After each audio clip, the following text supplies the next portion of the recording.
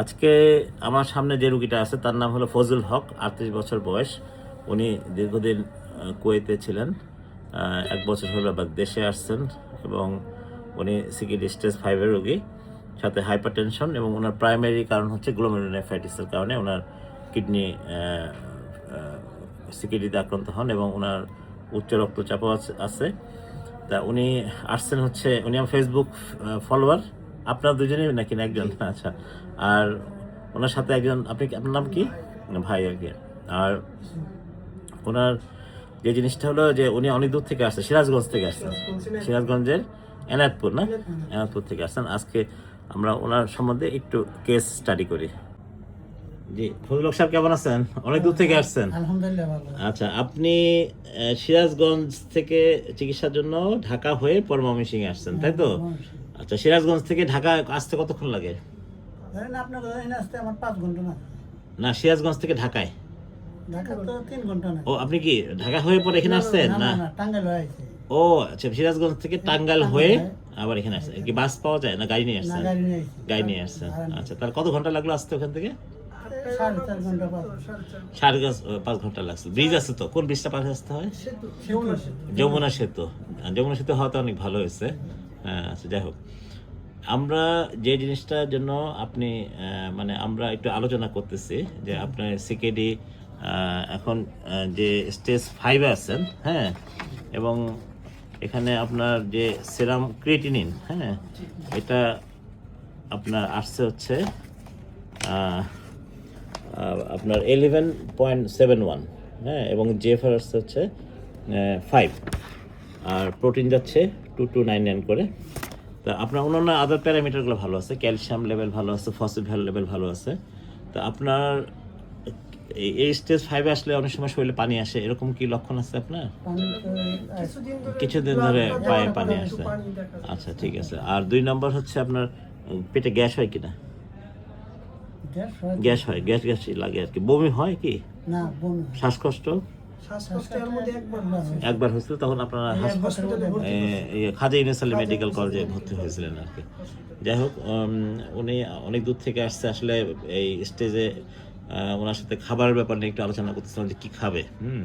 তাহলে আমরা ওনার জন্য যেটা হলো যে নর্মাল একটা স্বাভাবিক মানুষের 60 থেকে 80 গ্রাম প্রোটিন লাগে, তো ওনার ক্ষেত্রে প্রোটিনটা খাবে হলো অর্ধেক, 50%, তা 30 গ্রামের মতো খাবে। ঠিক আছে, স্টেজ 5-এ তো 20 থেকে 30 গ্রামের মতো খাবে, কিন্তু আবার জিরো করা যাবে না, প্রোটিনের দরকার আছে। হ্যাঁ, আর হচ্ছে পটাশিয়ামযুক্ত যে খাবারগুলো আছে এগুলো একটু কম খেতে হবে, মানে কম পটাশিয়ামযুক্ত যে খাবারগুলো আছে, বিশেষ করে আপনার যে ফলগুলো আছে সেই ফলের মধ্যে খেতে পারবে আপেল, পাকা পেঁপে, পাকা পেয়ারা, আনারস, নাশপাতি, জামরুল, পাকা কাঁঠাল, কাঁচা আম, পাকা বেল। তাহলে পাকা বেলও খেতে পারবে।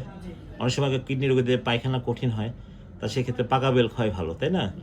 আর হচ্ছে আপেলের মধ্যে পটাশিয়াম কম থাকে, পেয়ারার মধ্যে, আনারসের মধ্যে, নাশপাতির মধ্যে। আবার কিছু কিছু শাক আছে যে শাকের মধ্যে পটাশিয়াম কম থাকে, ফসফেট কম থাকে, যেমন লাল শাক, কলমি শাক, ডাঁটা শাক।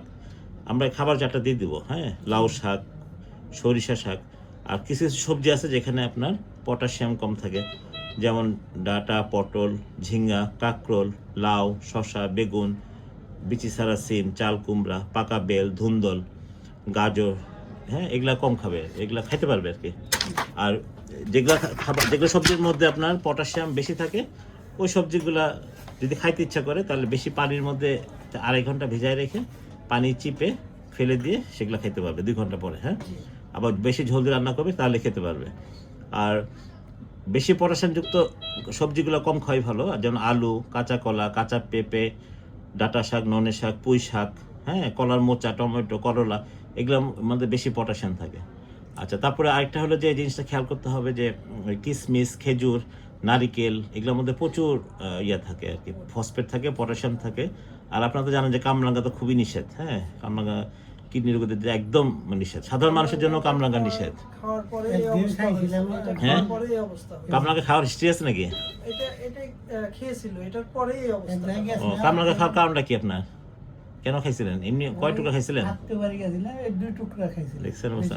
তখনই রোগটা বেড়ে গেছিল, বেড়ে গেল। হ্যাঁ, কামরাঙ্গা কিন্তু খুবই একদম নিষেধ। কামরাঙ্গার মধ্যে একটা ক্রামবেলা টক্সিন থাকে, যেটা হলো কিডনি টিবিউলে গিয়ে ব্লক করে হ্যাঁ, অ্যাকুট কিডনি ইনজুরিও করতে পারে। আমার লাইফের মধ্যে আমি 4-5টা রোগী কামরাঙ্গা ফল খাওয়ায় কিডনি ডায়ালিসিস পর্যন্ত দিতে বাধ্য হয়েছে। আমার আমার এরকম অনেকগুলো পেশেন্ট। হ্যাঁ হ্যাঁ, আমি একটা পাবলিশও করছি, আর্টিকেল জার্নালে পাবলিশও করছি। তাদের মধ্যে একটা রোগী সম্পূর্ণ কিডনি ভালো হয়ে গেছে, আর 2টা রোগী সিকেডি হয়ে গেছে কামরাঙ্গা খাওয়ার জন্য। আচ্ছা, তারপরে যে বিশেষ করে আমার দেখবেন যে আজকাল এনার্জি ড্রিঙ্কস পাওয়া যায়, হ্যাঁ, স্পিড, হাবিজ, এগুলো খুব ডেঞ্জারাস, এগুলো খাওয়া হবে না। তারপরে হরলিক্স, 7 আপ দরকার নেই, হ্যাঁ, ঠিক আছে। তারপর কোক, 7 আপ, চিপস, এগুলো তো বাচ্চারা বেশি খায়, কিন্তু এগুলো খারাপ। শুটকি মাছ একদম নিষেধ, হ্যাঁ। পনির জাতীয় খাবার খাবে না, ডাল, বাদাম, হাঁসের ডিম, কফি, এগুলো কিচ্ছু খাওয়া যাবে না, ঠিক আছে।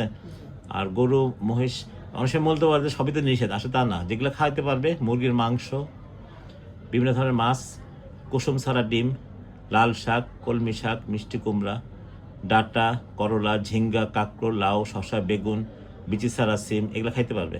আপেল, পাকা পেঁপে, পাকা পেয়ারা, নাশপাতি, এগুলো খাইতে পারবে। প্রতিদিন শর্ট ছাড়া 1 কাপ করে দুধ খাইতে পারবে, ঠিক আছে। তারপর এমনি চাল, আটা, ময়দা, এগুলা, সেমাই, সুজি, এগুলাতে কোনো নিষেধ নাই, এগুলো খাইতে পারবে, ঠিক আছে। এগুলো কার্বোহাইড্রেট, এগুলোর সমস্যা নেই। আর পানির পরিমাণটা একটা নির্দিষ্ট পরিমাণ খাইতে হবে। পানি সারাদিনে 1 লিটারের বেশি খাওয়ার দরকার নেই, যেহেতু স্টেজ 5-এ আছে, ঠিক আছে না। ধূমপান নিষেধ, তামাক পাতা, এগুলো খাওয়া যাবে না। আর ব্লাড প্রেশারটা নিয়ন্ত্রণ রাখতে হবে রেগুলার বাসায়। আর যেগুলোর মধ্যে সোডিয়াম, পটাশিয়াম বেশি থাকে, ফসফেট বেশি থাকে, এগুলো খাওয়া যাবে না। অতিরিক্ত মশলা খাওয়া যাবে না, হ্যাঁ। আচ্ছা, আর একটু নর্মাল এক্সারসাইজ করবে, হাঁটাহাঁটি করবে, হ্যাঁ, ফ্রেশ এয়ার খাবে, ঠিক আছে। টেনশন মুক্ত থাকতে হবে। রোগ সম্বন্ধে আরও 10টা লোকের সাথে পরামর্শ করা যাবে না, হ্যাঁ। তাহলে কি হবে, আরও ডিপ্রেশনে চলে যাবে, হ্যাঁ, মানসিক সমস্যা দেখা দিবে। কিডনি রোগীরা কিন্তু অনেক মানসিক সমস্যা দেখা দেয়। আরও 10-12টা রোগীর ফাইল ঘাটাবেন না। আপনার কি চিকিৎসা পাচ্ছে, এক এক রোগী এক এক রকমের চিকিৎসা, সব রোগের চিকিৎসা একরকম না, হ্যাঁ। আরেকটা হলো যে অনেকে বলবে যে দেশের বাইরে যাওগা, এই রোগের কোনো চিকিৎসা নেই। তা আমার কাছে অনেক রোগী ইন্ডিয়া থেকে ফেরত, ওরা গিয়ে বলছে না, ইন্ডিয়া দেওয়া লাভ নাই, কি দরকার শুধু তো পয়সা নষ্ট করা। আপনার ধারের কাছে যে নেফ্রোলজিস্ট আছে, কিডনি বিশেষজ্ঞ, তারে দেখান না। আমার কথা বুঝেন নাই? এই ধরনের কিন্তু উল্টা পাল্টা ইনফরমেশন দেয়। আর সবচেয়ে বড় কথা হলো, বনের বাঘ খায় না, কি জানি বলে একটা শব্দ আছে না, ভুলে গেলাম, মানে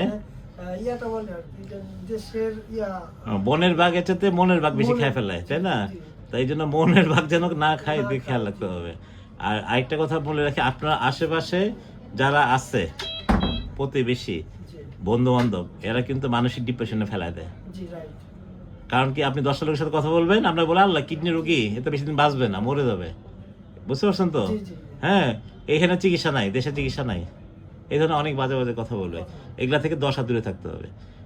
কেউ যদি পরামর্শ দেয় যে বিদেশ যান, হ্যাঁ, চিকিৎসা করে আসেন, তাহলে খালি তাকে বলবেন যে ঠিক আছে, আমার কাছে তো এখন টাকা নাই, আমার 1 লাখ টাকা একটু ধার দেন, তাহলে আমি একটু দেখি পারি কিনা। তখন দেখবেন 10 দিন পরে আপনার ধারের কাছে আপনার কাছে নাই, সে দূরে চলে যাবে। কারণ কি, তারা পরামর্শ দিতে আসবে না। মুখ দিয়ে পরামর্শ দেওয়ার লোক বহুত আছে বাবা, কিন্তু বাস্তব ক্ষেত্রে আপনি তখনই টের পাবেন যখন আপনার আশেপাশে কাউকে পাবেন না। ব্যাপারটা বুঝতে পারছেন? আপনার দেখবেন কাছাকাছি ভাই, তারপরে ছেলে মেয়ে, বাবা মা, এরই কাছে থাকবে, আর আত্মীয় স্বজন কেউ আপনার পাশে থাকবে না কিডনি রোগীদের। এটা একদম চোখের সামনে দেখা, ঠিক আছে। তো ভালো থাকেন, কোনো টেনশন করবেন না। রোগ আছে, রোগের চিকিৎসাও আছে, আমরা চেষ্টা করবো আপনাকে সব ভালো চিকিৎসা দেওয়ার জন্য। এত দূর থেকে যেহেতু আসছেন আপনারা। জি, আচ্ছা, থ্যাংক ইউ।